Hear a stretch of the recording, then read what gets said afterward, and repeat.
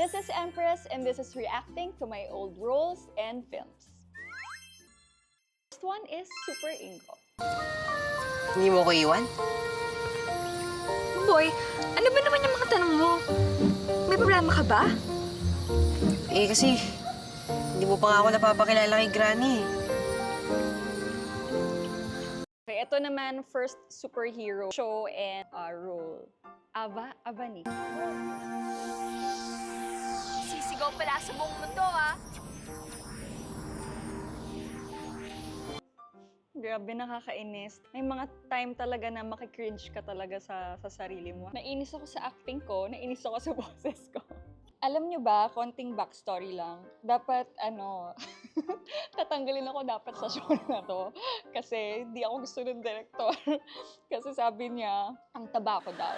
Buti na lang di natuloy. Pagkatapos naman nung naging mabait siya sa akin. Pero, ayun, nakailang taping na ako, nakailang fight scene na ako. Kasi syempre, superheroes kami doon. May mga superpowers kami. At marami rin kaming fight scenes. So, nagtitraining din kami lahat. Tapos biglang sasabihin sa akin na ayaw niya sa akin at gusto niya akong palitan. Dahil chubby daw po ako. Konting trivia. Mainit-init pa. Okay din tong experience na to kasi naalala ko, sobrang patok to dati, lalo na sa mga kids.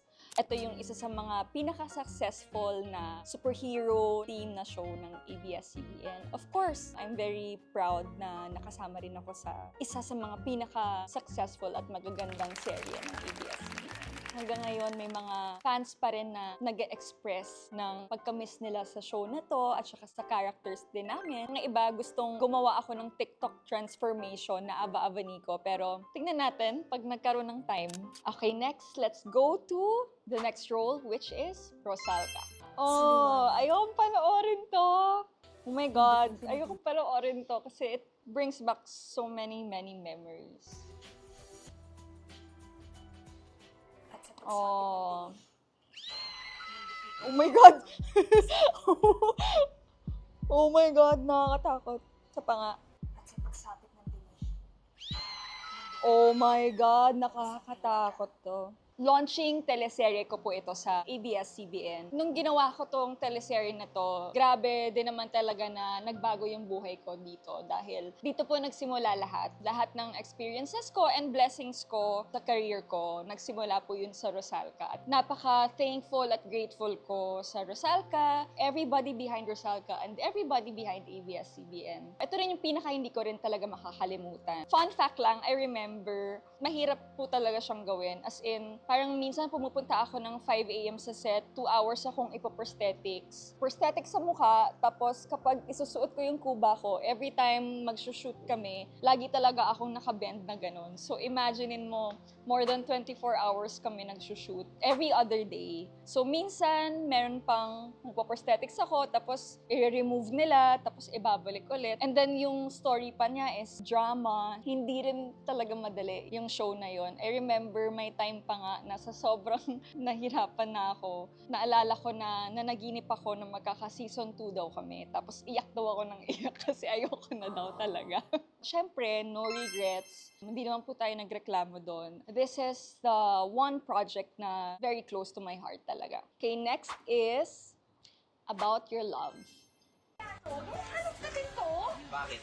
Natatakot ka? Baka makita ko mga picture ni Bill. Oh. Alam mo, nakakainis ka talaga. Magkaibigan na kami na to. Kaya pala kayong sayo ng sayo kagabi, di ba?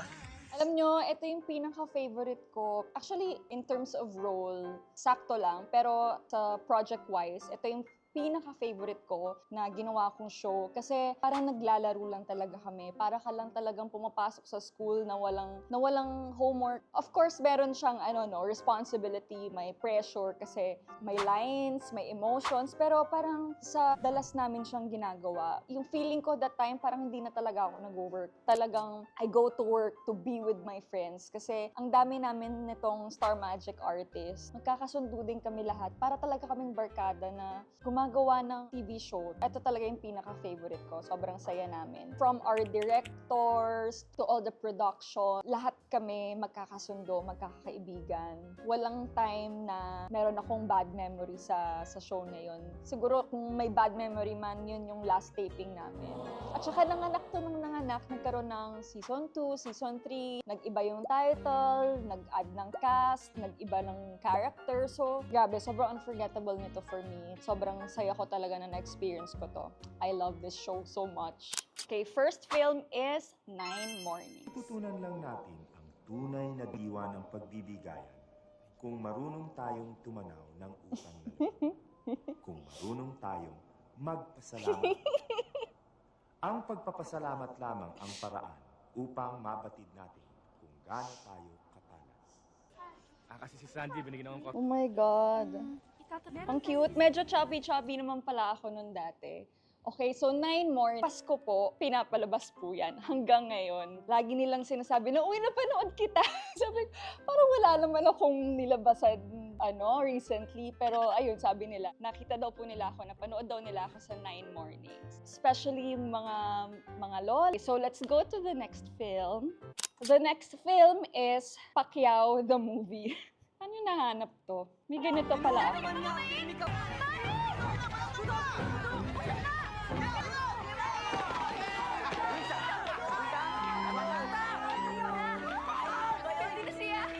Actually, nakalimutan ko na ginawa ko to. Kasi parang yun lang din yung eksena ko dito sa pelikulang to. Isa sa mga naalala ko ay kinakabahan po ako nung mga araw na po yan. Kasi nga, nalaman ko nga na si Direk Joel ang magiging director namin. At saka, first time ko pong nakatrabaho nun si Direk Joel. Kaya kinakabahan ako. Buti na lang, ang eksena ko lang doon ay puro money, money, money. Puro ganon, di ba? Ang high pitch pa rin. So yun lang yung natatandaan ko. Ito yung pinaka nawala na talaga sa memory ko. Kasi very fast lang din yung experience ko doon. Okay, so let's go to the next film, which is Reciclo. Dok! Dok, may nakikita ako! Dok, nakakita na si Jilla? Hindi yun ang ibig niya sabihin. May nakikita siya sa isip niya. Dok, hindi kita maintindihan.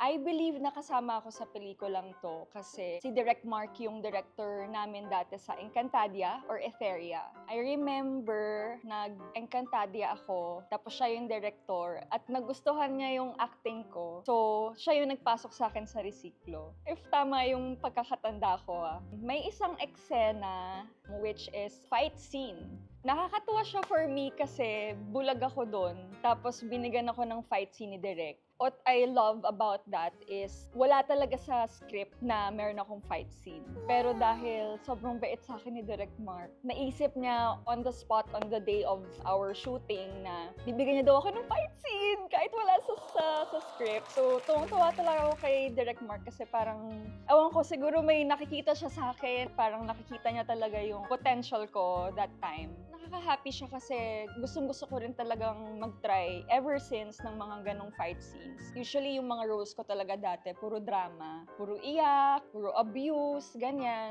So, yung nasama ako sa film na to, na bulag, kakaiba, tapos binigyan pa niya ako ng action. Sobrang tuwang-tuwa ako. Ang gaganda rin ng mga set design. Nag-shoot kami sa isang malaking studio, tapos doon na ginawa yung sarili nilang design. Kakaiba siya for me. Sobrang iba siya sa mga nagawa ko dati. Huwag niyo kami saktan! Patayin siya!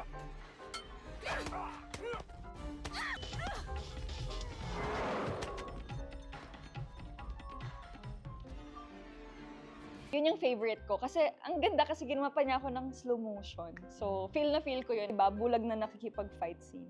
The next one is Ang Darling Kong Aswang.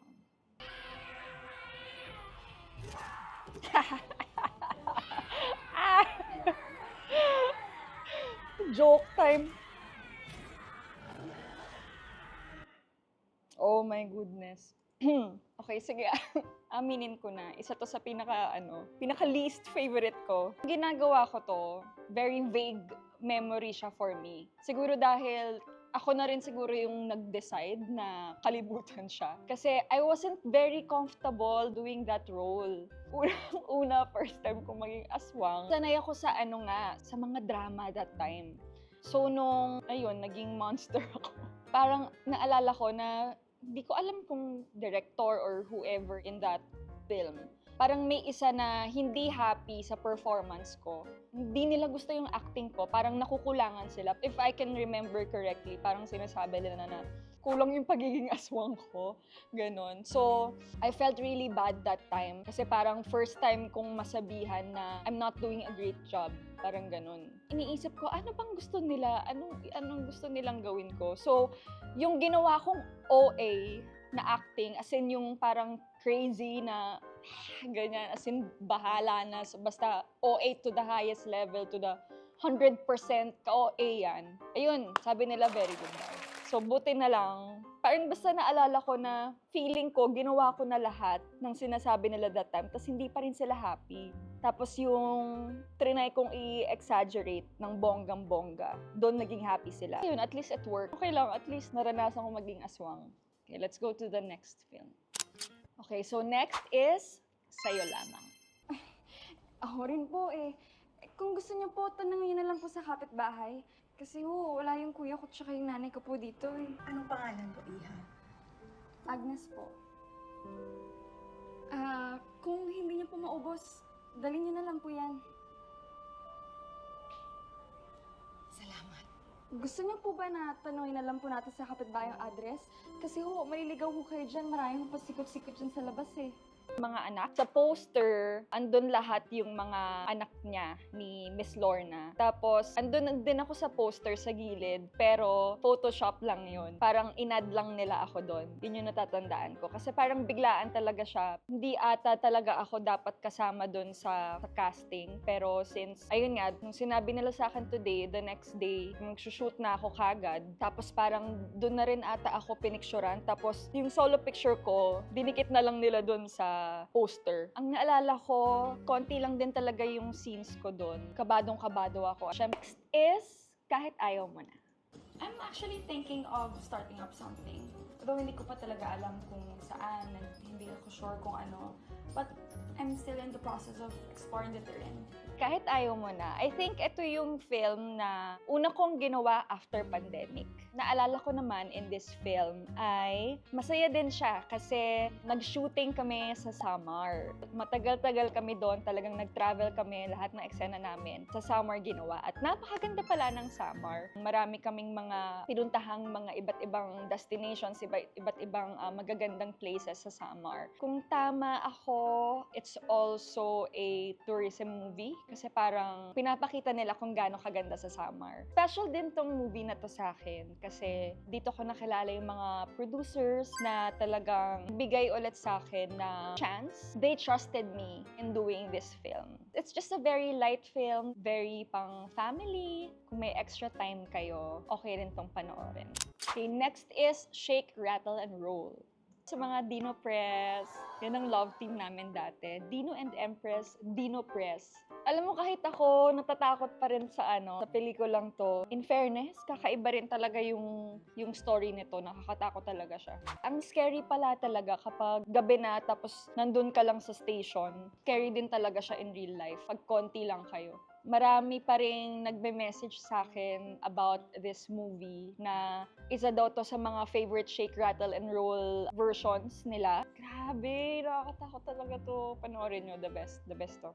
Okay, next and I think last is BFF, Best Friends Forever. Naaalala ko pa rin yung yung theme song. Chuwariwap, BFF, Best Friends Forever. Yan. Tuition! Ha? Nagkaklase pa nga ako. Sandali lang. Tapos, meron akong line dyan na hindi ko makakalimutan. Kasi anak ako dyan ni Miss Ai. Close kami sa storya na yan. Meron kaming laging linya sinasabi, sabay naming sinasabi. At ang line na yun is, Basta, don't do anything I wouldn't do. Ayun pala yun, yung lagi naming sinasabi. Don't do anything I wouldn't do. Cute mo lang. Bye, friends! O, mag-iingat ka. Okay.